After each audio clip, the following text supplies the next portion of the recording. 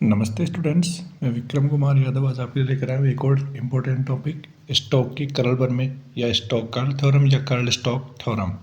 देखिए क्या होती है ये कर्ल की परिभाषा से अपन जानते हैं कि कर्ल की परिभाषा curl of A vector is equal to होता है limit d A tends to 0 1 upon d A close integral of A vector dot D L vector. तो देखिए आगे कर्ल एक सदिश राशि है तो पृष्ठ के लंबवत एकांक सदिश से गुणा कराने पर, तो इस समीकरण को मैं एकांक सदिश से गुणा करूँ तो curl of A vector dot n cap है वो आपका एकांक सदिश है is equal to limit d A tends to 0 is equal to 1 upon d A into integration of A vector dot D L vector.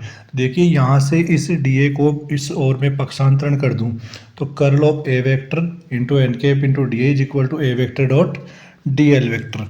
ये हो जाएगा अपना then curl of A vector dot d A vector is equal to A vector dot D L vector, क्योंकि n cap है वो आपका क्या है एकांक सदिश है। ओके,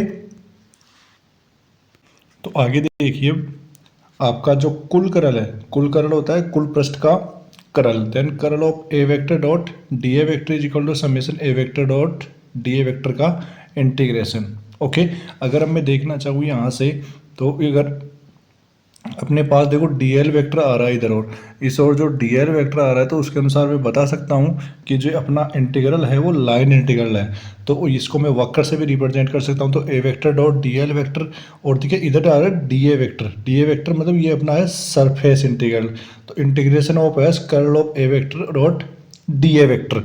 तो ये हो गया अपना स्टोक कर्ल प्रमेय का प्रूफ।